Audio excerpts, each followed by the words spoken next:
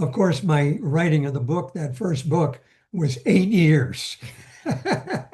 And and I was running a cable network in Washington, and I tried to write the book when I got home from work at night. And then you had calls from California and all that kind of thing. And so I just was frustrated that it was going on, and I would lose track of where I was. And so So now, please welcome the official, non-official, non-sponsor of the Savannah Bananas, but a big fan. Please welcome John Fletcher. Thank you, my friend Jesse Cole, owner of the Savannah Bananas, and welcome to this Friday's edition of 15 on Fridays with Fletch. I'm a huge fan of today's guests because I've read their books, watched their movies, and I read their devotionals. We're talking about the folks who created Godwinks books and Godwinks Christmas movies that were #1 on Hallmark every Christmas season. SQuire Rushnell was a successful TV executive who led Good Morning America to first place for the first time and shared 75 Emmy Awards as the father of Schoolhouse Rock on ABC. He also became a legend in children's TV programming. And his wife, Louise DuArt, is one of the most recognized comedic impressionists and worked with TV legends Carol Burnett, Tim Conway, Harvey Korman, and more. So SQuire and Louise have produced a dozen books and 5 movies, with the 4 on Hallmark reaching the #1 faith movie at Christmas for several years. Welcome back to 15 on Fridays with Fletch. We're with Louise DuArt and SQuire Rushnell, the folks that created the entire Godwink series with the movies, the books, all kinds of things. And so as we continue on, from the time that you first trademarked the term Godwinks, how long did it take from then for you to write the first book? well, I actually trademarked it during my writing of the book. Of course, my writing of the book, that first book, was 8 years. And and I was running a cable network in Washington, and I tried to write the book when I got home from work at night. And then you had calls from California and all that kind of thing. And so I just was frustrated that it was going on, and I would lose track of where I was and so forth. One night I had dinner with an old friend of mine, Mary Higgins Clark, very famous mystery writer. Oh, absolutely. And yeah, she's wonderful. And so I knew her story, that when she was working for a newspaper, she had a family of, I think, 4 or 5 kids, and her husband died suddenly at the age of 50. And so she had to start writing for the news. She started thinking, I've got to write a book to augment my income from my writing at the newspaper. She said, but what I discovered was that I needed to write every single day from 5 a.m. until 7. And then I'd get up from my table instead of my bed and go to the shower and start my day. And I thought, well, Mary, that's what I'm going to do. I'm going to do it one better. I'm going to start a half hour earlier. I'm going to start at 4:30. So every day, what is that, 25 years later, I'm still getting up at 4:30 every morning, sometimes earlier. Y'all write your Godwinks books together, so tell us about the collaboration between a husband and a wife. I always say SQuire does the heavy lifting because he's such a great writer, but I think I have a heart for the spiritual part of it. God's really given me this insight to what does that story mean for me, and what does it mean with my relationship to God? And what I try to do is, after we'll work on the stories together. Mainly I'll edit, but he does, believe me, he does the heavy lifting. And then he'll give it to me, and I say, Lord, what do you want people to know? And that's when he just pours into me, and I just write it out, and that's how it goes. Yeah. The Tim Conway story at the Carnival is one of my favorites. Did you learn about that through working with Tim on the road, or how did you get that?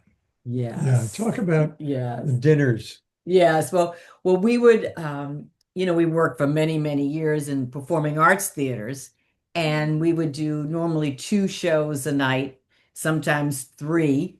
but the most fun was, I mean, the shows were fun because the audiences, I mean, to hear the laughter was just so healing for all of us. But it was after the show, we'd always go to dinner. And that's when we would just have like heart-to-heart conversations. And it was one night, it was Harvey that said it, wasn't he? Harvey asked the question. Harvey was always annoyed with Tim.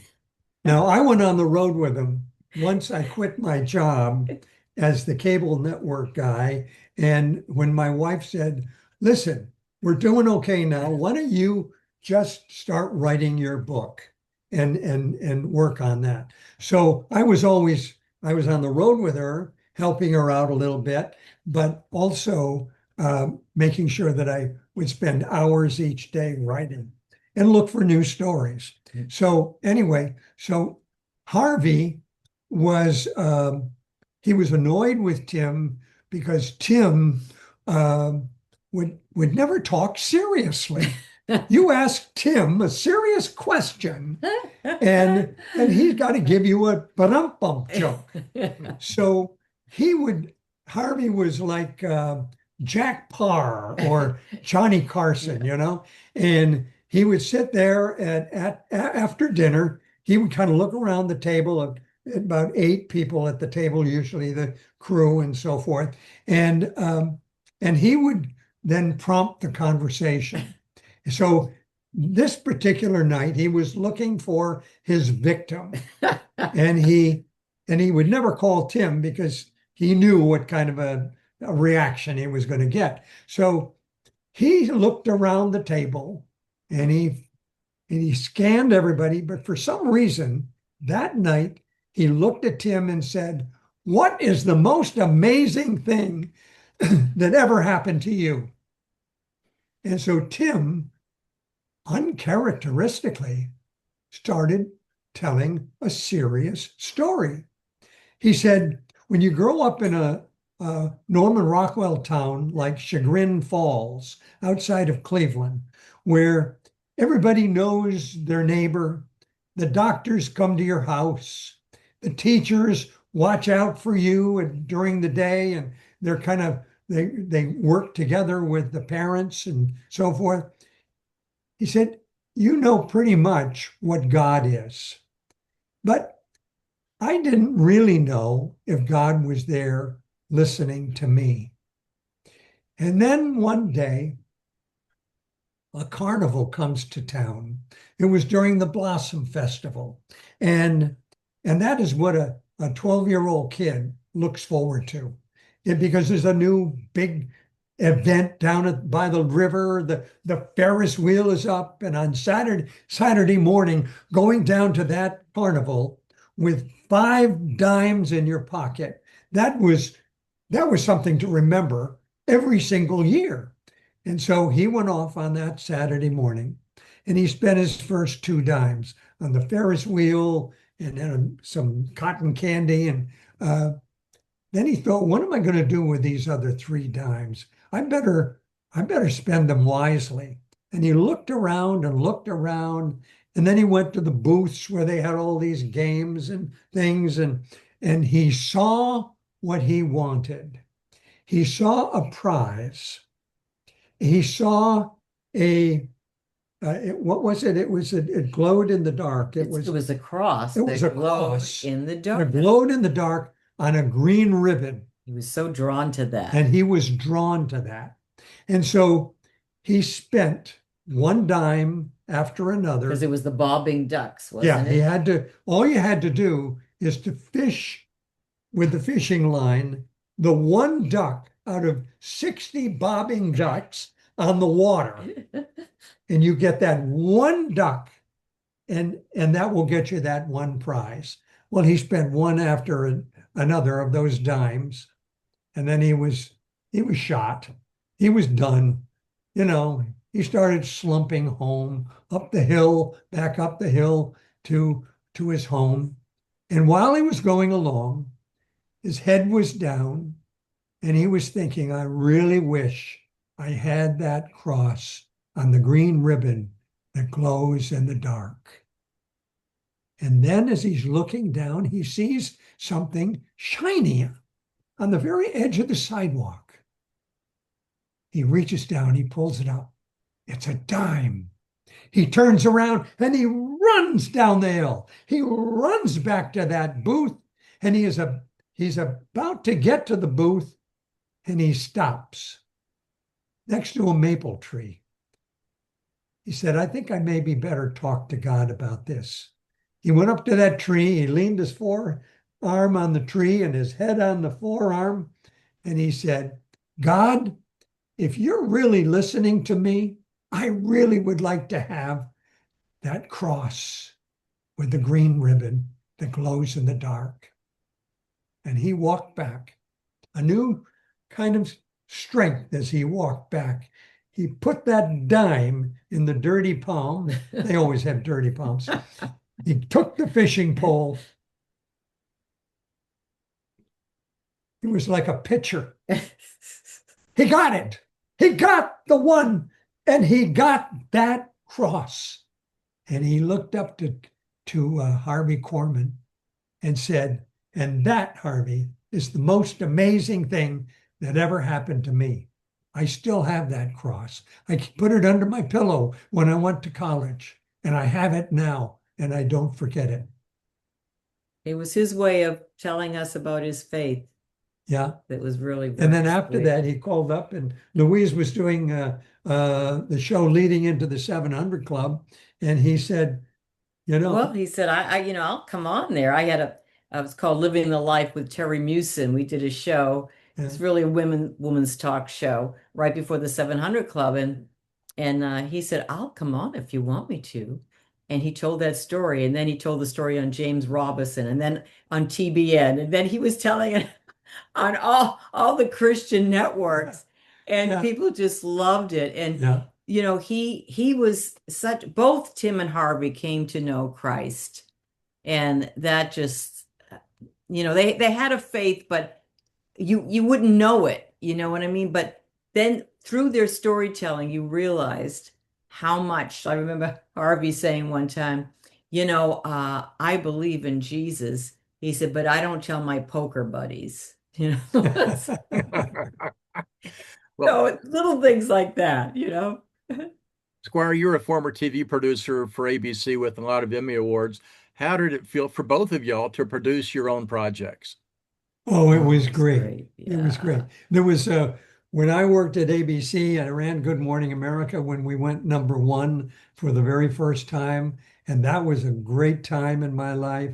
I was thrilled that I could be the guy who put Schoolhouse Rock on the air and children's television. But we always had this thought that it would be fun to produce our own shows. And an entrepreneur is a wonderful word, but I realized 5 years into being an entrepreneur why it rhymes with manure. It is a very tough task. And so, but it was very fulfilling. But nothing has been more fulfilling now. Once we were brought together in love, in prayer and marriage, and to be able to work together, to pray together every day, and our work is our play. Mm-hmm. And so we get to play all day long, and we don't do other things that normal people do, like play golf and play tennis and go boat, with boat riding and so forth. We just do our other favorite hobby. We eat. So we play and eat. And we listen to people's stories. We always feel so blessed that God allowed us to have the privilege of being the conduit. So people will tell us their Godwink story, and they would tell it to us, and maybe they told it to a few other people, but when they see their story on the big screen, it's amazing. There was we did a movie for Netflix called Rescued by Ruby, and it was the #1 family film in the world when it premiered. And how we got that, it's such a great story, isn't it? But how we got that story, John, was we were praying, Yeah. right? We were Yeah. in our prayer time. And a lot of times when we're praying, God will give us like discernment or direction or ideas. So after our prayer time, I said to Squire, I just feel like God wants us to do a book about dogs. And he said, dogs? He said, we don't even have a dog. And I said, I know. I said, it sounds strange, but I feel like I think he's really telling me we should do something with dogs. So Squire said, well, what if we did Godwink stories, but dogs were in the center of it, you know? So we said, okay, so we wrote a book called Dog Winks. Dog wins. I've got it. Yeah. So Yeah. when we said, okay, we'll do this book, but then we thought, well, how are we going to get the stories? And how we get all the stories, we just pray. We say, oh, God, we need a story about a mother, Godwink story about a God. We need a story about, a doctor. God, we need a story about a dog, God.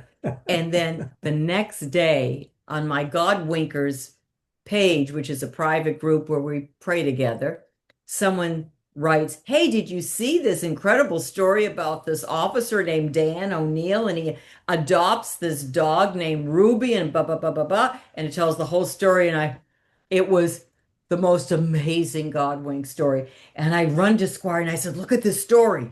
So Squire then calls up Officer Dan, and then the ball starts rolling. And then we end up at Netflix. We pitch the story. They say, we love this story.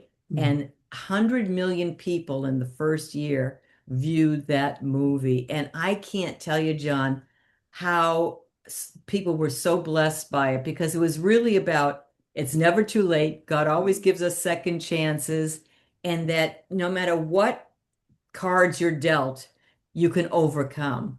And it just touched hearts like we could not believe. We had no idea it was going to be that successful. Well, we're talking with SQuire Rushnell Louise DuArt about Godwinks and Dogwinks. And this is the end of the second segment. We'll be back next with segment number 3. This is so exciting to hear about how these faith books and movies all came together.